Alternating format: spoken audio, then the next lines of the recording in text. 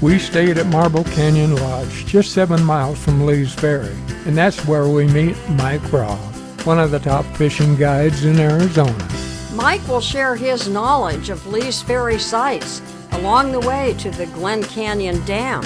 You'll not only have a great opportunity to fish for trout, but Mike will share his knowledge of Lee's Ferry sites along the way to Glen Canyon Dam. In 1928, the bridge was completed over the river, and so there was no need for Lee's Ferry itself to be existent anymore, because that was here because this was the only place to cross the Colorado River for over 150 miles in either direction.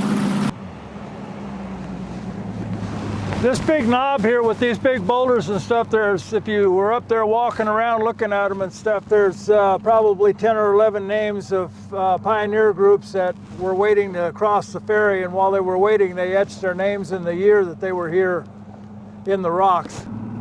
I wonder how far it goes back, you know? The earliest one here is 1904 or 1902. Oh, that's beautiful. Every one of these little side canyons you see they're all box canyons. So if you go in, walk in one way, you got to come back out.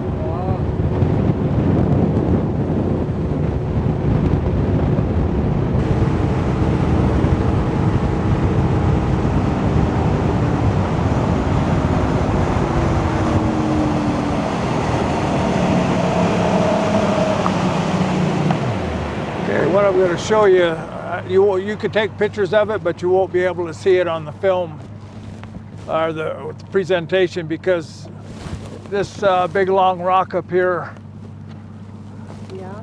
See the dark side of it? Yep. Okay, there's nothing underneath it. It's a natural arch. Wow. But the rock all looks the same, Yeah. so you can't get the 3D appearance of it.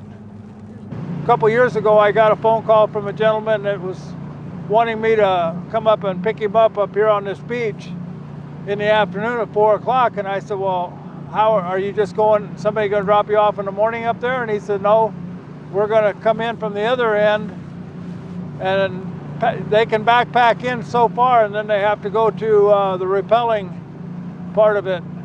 And there was 5 adult men and an 11-year-old boy, and I picked them up right here at 4 o'clock that afternoon, and wow. They had rappelled down the main part of the canyon back in there. Oh, back down there? Uh-huh. Wow. They were real climbers. Oh, yeah. I asked the little guy when he came to the boat, I said, well, how was it? He said, well, it was okay after I quit looking down. My dad kept screaming at me to keep looking up.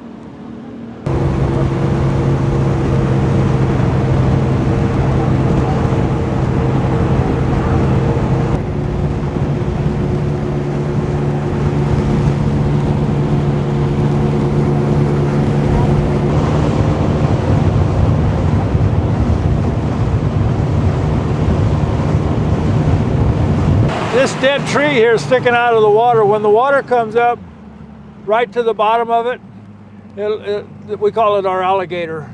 It's always there? If you look on the left end of it, the head almost looks perfect.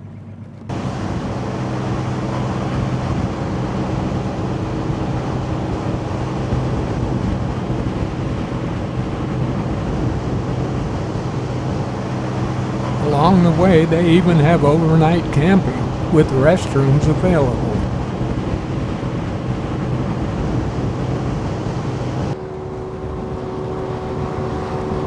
Somebody's fishing today. He's fishing. Seepage on the ground and stuff, and they'll lay up in that grass and stuff where it's cool. Stay there most of the day. We have a little waterfall right there, a natural spring coming off of that big crack. Oh. Comes out right there underneath the tree. We've got about 5 of those throughout from here to the dock that run like that. There's a tunnel inside this wall on the right side, and the tunnel starts underneath the power line right up here on the very top, and the tunnel drops off into the wall, and it goes all the way down to the dam. So as we get closer to the dam, you'll see the holes dropping down. That's the angle of the tunnel. They had to build that tunnel before they could start the dam because that's how they got the cement down.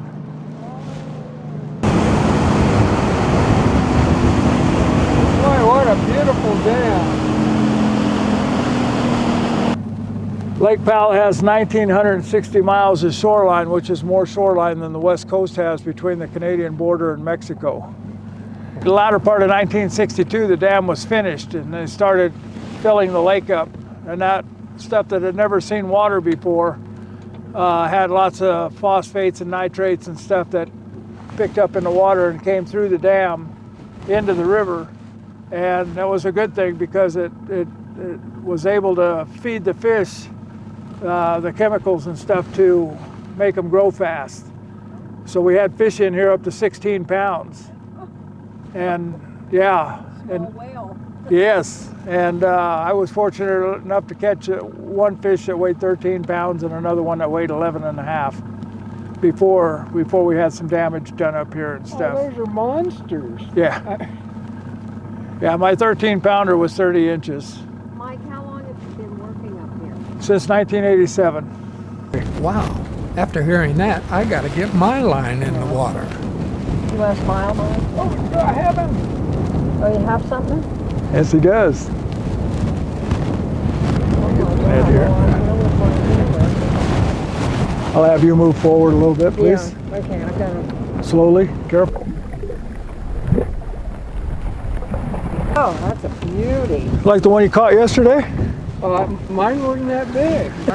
Yeah, I tell you what, Mike put me right on him. Right on him. Well, there's no doubt about it. Rebecca and I had a wonderful time here on the Colorado River. Mike's knowledge of the history and the nature in one of the most beautiful places in the world was on full display. And catching fish is just a bonus. Anybody that hasn't been up here, you got to come on up, and when you do, get a hold of Mike. He'll put you on the fish and put you on a great trip. Once again, thank you, Mike, for giving us a memory that we will never forget.